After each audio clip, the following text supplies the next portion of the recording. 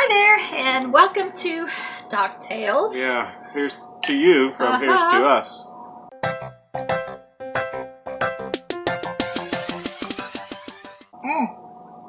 It's a champagne kind of Docktails. I'm feeling victorious. We went through 6 locks today. Yeah. Yep. That was pretty, intense. The Waterford flight of locks is pretty close together. And I did something different this time. Last time, I pretty much stayed at the helm, kept the engines running. Mm-hmm. And use the thrusters if use we the thrusters got in and too out crazy. and all that. But this time, it's like, well, there's a line right there. So Rev had a cable on most of them. You had your line wrapped around the cable. And I just shut down once, we knew we weren't moving. Yeah. Shut the engines down and went down to the cockpit and grabbed the line and, just kind of hung on. And one of the things it gave me appreciation for was, wow, how much strength you need to kind of hold this thing. I know, because if you remember, and I think probably my mom's the only one that will, at the beginning I was scared to do locks, and then I only remember going through the Erie and they had a rope hanging down and it has a weight at the bottom, and I thought, there's no way I can do my lock, my cleat trick and hold on if there's no way for that. That rope is just hanging from the side. And it really doesn't have a weight on it. I looked at it, there's just a big old knot in it with a piece of PVC above that. Well, that's a weight. Yeah. I mean, it's a pipe on the end of the but I mean, PVC line. Is not that, No. I don't. Anyway, so, what hit the boat when you? Oh, that was the got PVC thing. Yeah. Oh. So as I pulled to get it, grab it, it hit the boat. But so it's weighted. Yeah. With that, not a strong weight, but anyway, they have cables too, so nothing to worry about. It all went well. So if you do use the Skipper Bob book, it will tell you for each lock if it have an R for a rope, a C for a cable, and a P for a pipe. Yeah. And it will also tell you sometimes which side to tie up on. But one of the things we saw today was we picked the port side to tie on each lock, and we would ask, hey, is the port side okay? Yeah. There was one lock, I forget what it was, lock 3 or 4, somewhere around there, but they said, oh, the valves aren't operating in a certain position, so they wanted us on the starboard side. So we took the starboard side. But my advice to you, and I'm sure Rev's advice is to have fenders on both sides. That's of the what I boat. did. Yeah. And she did that because we were used to doing that for a couple of reasons. Is not only may they switch you to the other side, but you may have a boat when it's crowded to raft up on you. Right. We have been in locks where we have had, people to raft up on us. And so the lockmaster will sequence you in based on your boat size. And usually we're one of the bigger boats in there. And so they'll bring the bigger boats in first, get them secured, and then the smaller boats will raft off of the bigger boats. So you may have somebody rafting on you. And when that happens, you want to have your fenders out.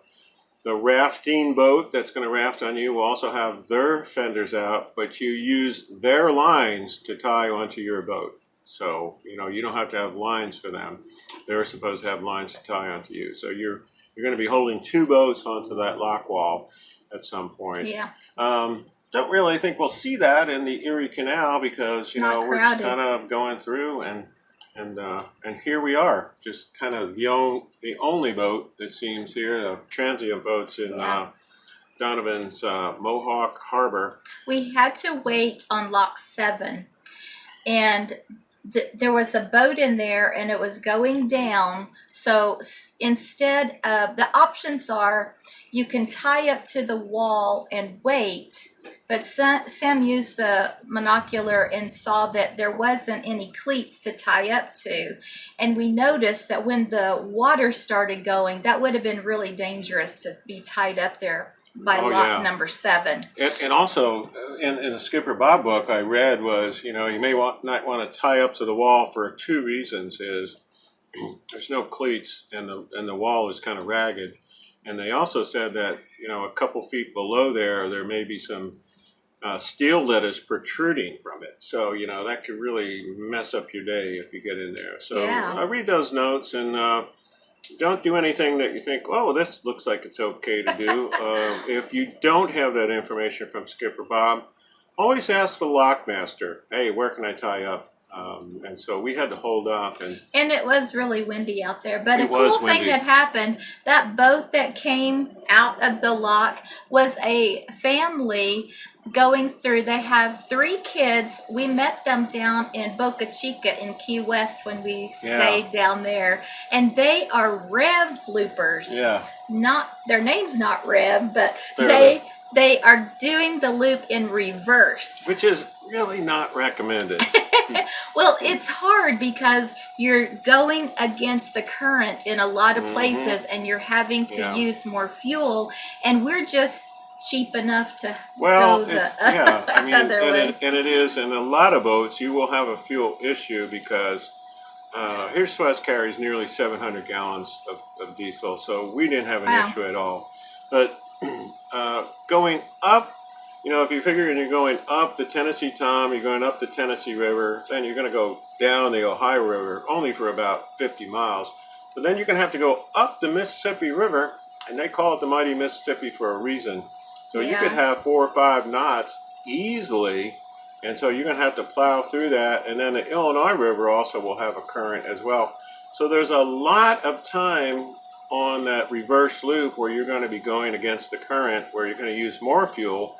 Fuel stops are, you know, kind of hard to gauge along there, so fuel planning. If you are determined to do it, you can do it, and there is family that has proven that it can be done. Yeah, so they saw us, we saw them, and we had their boat card. And you want to grab the boat card book?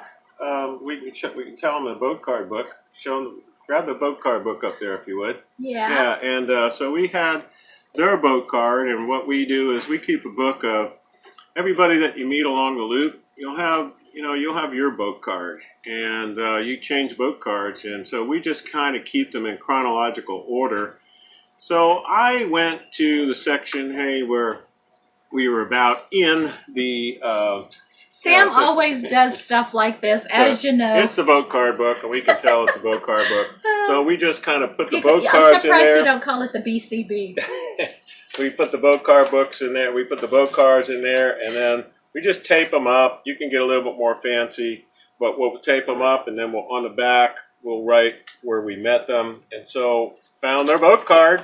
A lot of people use apps to keep track of boat cards because, you know, it's just like when you're in business and you have business cards. There's apps that you can you know, take a picture of the card, and it automatically puts the information in there. And then we know tons of loopers that keep their data that way. But you know what? We're old school here. Everybody that uses one of those apps says, you know, oh, this one does it, this one doesn't. There's some glitches. This is kind of foolproof, so yeah, it may be old school. But anyway, I flipped to that, found their phone number, called them up, and chatted with them on the phone, and you know, we traded, you know, catching up.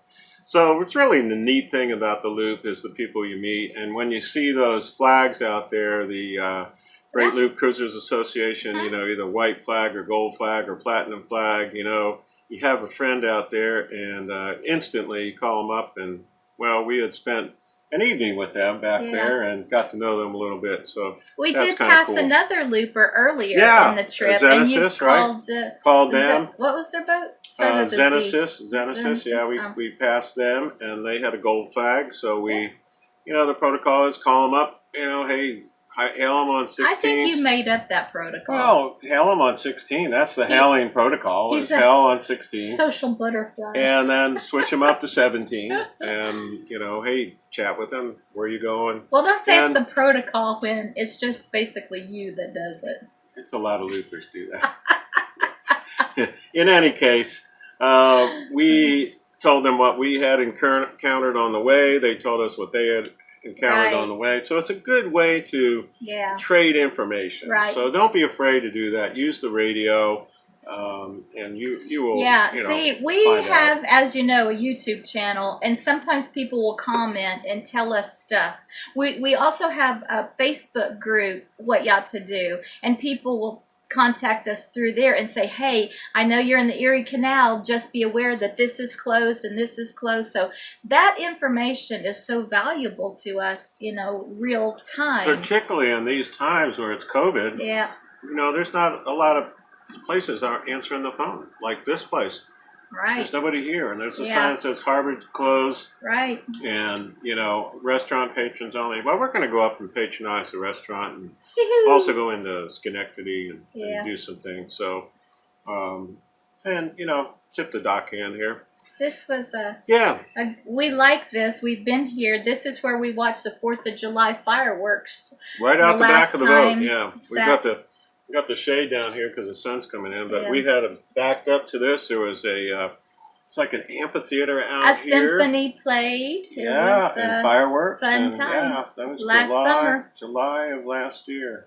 Yeah. So here we are. But anyway, so thanks for coming along. I guess messages are starting to come in here. But also, planning to be up in Brewerton at SK Yards, who won the Sponsor of the Year. That's cool. So Kim and Tammy, looking forward to seeing them up there.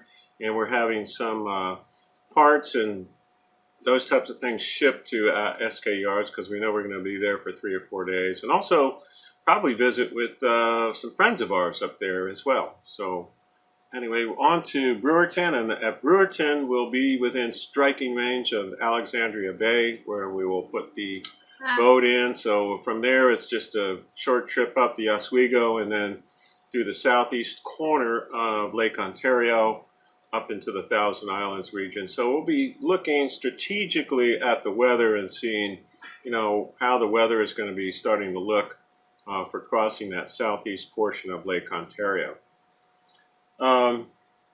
Anyway, so that's kind of the from the captain's corner. Our first mate. How you doing over there, first mate? Yeah, good. I mean, we're celebrating with champagne, doing all those locks, and that's a lot of locks in one day. Yeah, it is. So I don't know what we have on tap for tomorrow because I don't know where we're going to stay, but we'll figure something out. Whether we have to anchor or tie up to a wall without power. It's really nice and chilly. I think you can almost sleep without air conditioning at this point. I don't know why you always say that. You know me so well, but you keep saying that. Yeah, so if we do need air conditioning, we can turn the generator on. That's not a problem.